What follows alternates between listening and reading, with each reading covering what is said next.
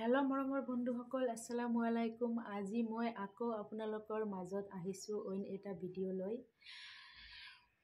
আজিৰ এই যুগত অতি প্ৰয়োজনীয় কথাটো হ'ল যিকোনো বিশেষ বিষয়ত আপোনাৰ অভিজ্ঞতা বা জ্ঞানৰ যে কিমান প্ৰয়োজন আপোনালোকেতো গমেই পায়। সেইভাৱে যিয়ে এই বিশেষ বিষয়ত অভিজ্ঞতা আৰু জ্ঞানক অতি সোনকালে অৰ্জন কৰিবলৈ সক্ষম হ'ব, সেই মানুহজনৰ এই যুগত চাহিদাটো সবাতোকৈ বেছি। সেইকাৰণে আমি যিটোৱেই নকৰোঁ কিয়, যি কামেই নকৰোঁ কিয়, সেই বিষয়ত আমাৰ বিশেষ জ্ঞান আৰু অভিজ্ঞতা থাকিব লাগিব। তেতিয়াহে আমি আমাৰ জীৱন পথত সোনকালে আগবাঢ়ি যাবলৈ সক্ষম হ'ব পাৰিম। এই জ্ঞানটো আৰু অভিজ্ঞতা অৰ্জন কৰাটো ইমান সহজো নহয়, কিন্তু আমি যদি মানো কিয় নোৱাৰিম? আৰু অইন মানুহসকলে যদি পাৰিছে, কিন্তু আমি কিয় নোৱাৰিম? আমাকো পাৰিব লাগিব।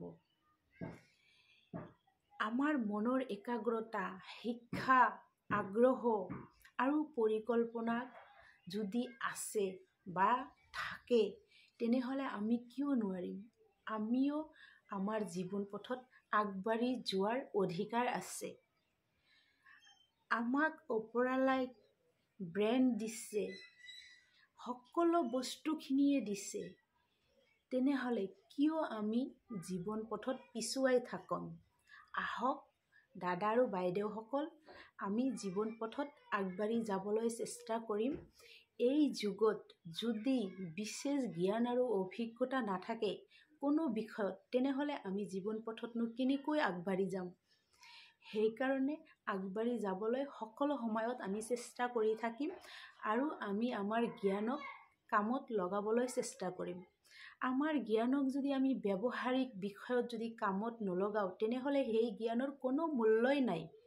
সেইকাৰণে আমি আমাৰ জীৱন পথত আগবাঢ়ি যোৱাৰ সিদ্ধান্ত লৈ লওঁ আৰু আগবাঢ়ি যাবলৈ চেষ্টা কৰোঁ। ধন্যবাদ।